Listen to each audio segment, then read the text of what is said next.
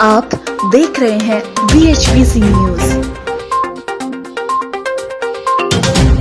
चीन इन दिनों संकट में है। कोरोना वायरस को लेकर पहले ही दुनिया के तमाम देश चीन पर आरोप लगा रहे हैं, तो वहीं दूसरे देशों की सीमाओं पर घुसपैठ और कब्जा करने की चीन की विस्तारवादी नीति के कारण भी कई देशों के निशाने पर इस वक्त है। अब वहीं चीन पर मानवाधिकार उल्लंघन और शोषण के आरोप में अंतर्राष्ट्रीय अपराध न्यायालय यानी कि ICC में मामला दर्ज हुआ है। चीनी सरकार के खिलाफ कोर्ट में उइगर समुदाय के मुसलमान पहुंच गए हैं। मुस्लिमों के उत्पीड़न का आरोप चीन पर लगातार लगता रहा है। इस कड़ी में अब उइगर मुसलमान इंटरनेशनल कोर्ट तक पहुंच गए और East Turkistan national awakening movement ने चीन के खिलाफ कोर्ट में मुसलमानों का नरसंहार, मानवाधिकार उल्लंघन और शोषण का मामला दर्ज कराया है। ऐसे में अब चीन से उइगर समुदाय के किए गए अत्याचार मामले में पूछताछ की जा सकती है। ऐसा पहली बार होगा कि चीन से अंतर्राष्ट्रीय कानूनों के अंतर्गत उइगर समुदाय पर जारी अत्याचार से संबंधित पूछताछ की जाएगी। अंतर्राष्ट्रीय कोर्ट में ये शिकायत लंदन के वकीलों के एक समूह ने की है, जिसमें कहा गया कि चीन ने उइगर समुदाय पर अत्याचार किया और कानून का उल्लंघन करते हुए हजारों मुसलमानों को कंबोडिया और तजाकिस्तान डिपोर्ट कर दिया। वहीं इंटरनेशनल क्रिमिनल कोर्ट ने भी इस केस में रुचि ली है।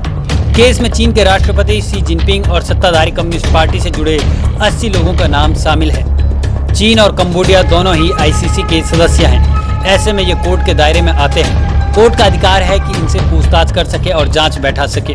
हालांकि इस बात पर शंका है कि चीन कोर्ट को जवाब देगा।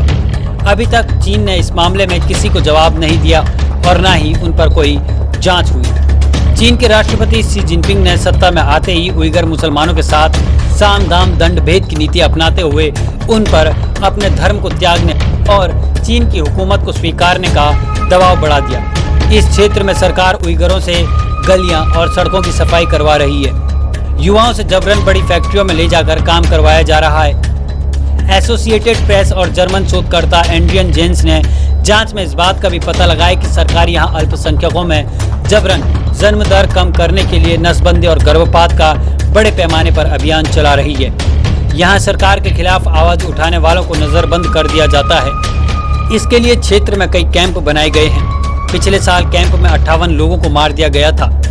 शिकायतकर्ताओं के वकील रॉडनी डिक्सन का कहना है कि जांचकर्ताओं को सबसे पहले नरसंहार की जांच करनी चाहिए, क्योंकि यहाँ एक पूरे समुदाय के अस्तित्व को मिटा देने की साजिश रची जा रही है। पूर्वी तुर्किस्तान यानी सिंजियांग में पिछले 3 सालों में 18 लाख से ज्यादा उइगर और अन्य अल्पसंख्यक या तो कैद किए गए हैं या तो मारे जा चुके हैं। इसी दौरान यहाँ की जनसंख्या बढ़ने के क्रम में भी 84% की कमी आई है।